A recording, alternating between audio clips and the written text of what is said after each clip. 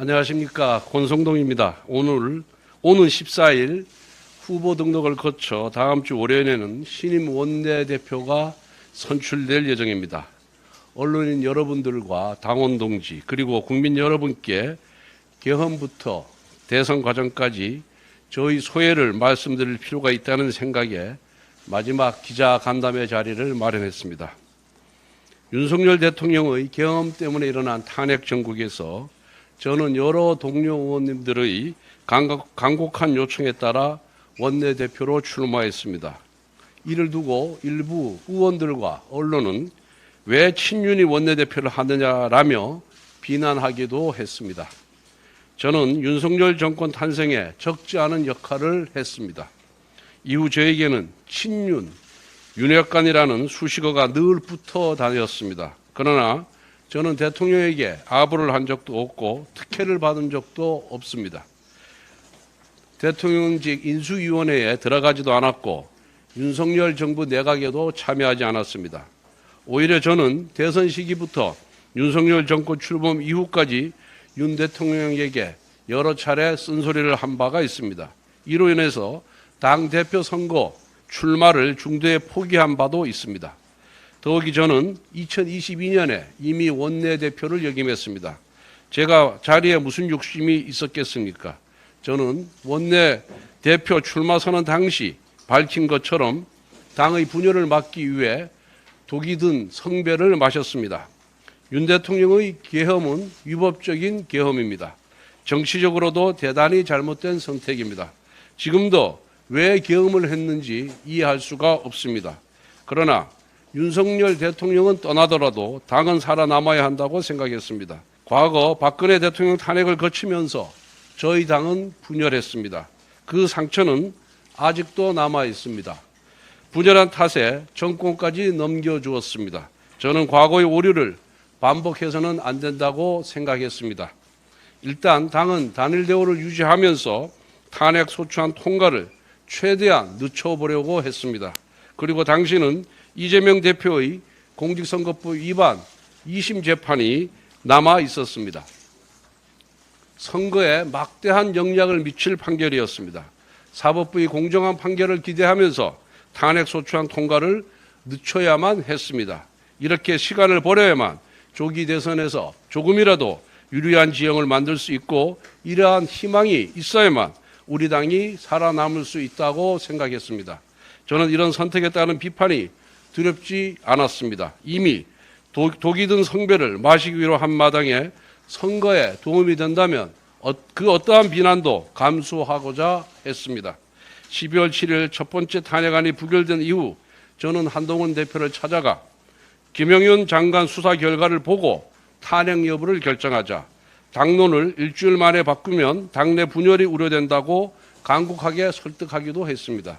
그러나 12월 14일 대통령 탄핵 소추안은 국회에서 통과되었습니다. 그 여파로 한동훈 대표 측 최고위원들마저 모두 자진 사퇴했습니다. 결국 지도부가 붕괴되면서 한동훈 대표마저 사퇴한 것입니다. 이후 당 지도부는 백성 남짓한 의석을 지키면서 민주당의 입법 폭출을 막아내고 조기 대선을 대비해야 했습니다. 대통령 탄핵과 관련된 재판에서 공수처와 헌법재판소의 절차적 문제를 지적하면서도 다른 한편으로는 우리 당이 아스팔트의 민심으로 끌려가지 않아야 했습니다. 당내에서 탄핵에 대한 찬반을 놓고 격렬하게 대립하는 와중에도 어떻게든 양쪽을 조율하고 다가올 대선에서 단일 대우를 꾸리기 위해 최선을 다했습니다. 그 과정에서 한쪽에서는 배신자라는 소리를 들었고 다른 한쪽에서는 구태라고 손가락질을 받았지만 묵묵히 감내하며 당의 중심을 잡아야 했습니다. 또한 헌법재판소에도 적법 절차 준수를 강하게 요구한 결과 무고한 장관들에 대한 기각 판결을 받아낼 수 있었습니다. 이것은 민주당의 연쇄 탄핵이 결국 국정마비가 목적이었음을 입증한 것입니다. 무엇보다 민주당의 입법 독재와 이재명 후보의 재판 지연을 강하게 질타했습니다. 특히 공직선거법 위반과 관련해서는 633 원칙을 강하게 요구하면서 대선 이전에 대법원에서 유죄 취지의 파기환송심도 이끌어냈습니다. 저는 원내대표 재임 기간 내내 민주당과 강하게 맞서 싸우면서도 국민의힘 내부로부터 부당한 비난을 받았습니다. 그러나 하나하나 대응하지는 않았습니다. 당내 갈등이 부각될수록 선거에 악영향을 주기 때문입니다. 또한 민주당의 위헌, 유법적인 악법을 막아야 했기 때문에 최대한 당 의원들을 다독이면서 참고 또 참아왔습니다. 민주당은 하자투성이인 후보를 내세우고도 일치 단결하여 대권을 쟁취했습니다. 지난 총선에서 비명행사 당한 민주당의 정치인까지 자기 정당 후보를 위해서 뛰었습니다. 반면 우리는 훨씬 훌륭한 김문수 후보를 내세우고도 분열과 반목을 하다가 패배했습니다. 평소 정치적 이견이 있다 하더라도 선거라는 대회전 앞에서는 단일 대우를 만들어야 했습니다. 이것이 당을 함께하는 동지의 의무입니다. 우리는 윤석열 정부의 실패와 탄핵 그리고 지난 대선에서의 패배를 반면교사라 삼아 성찰과 혁신을 시작해야 합니다.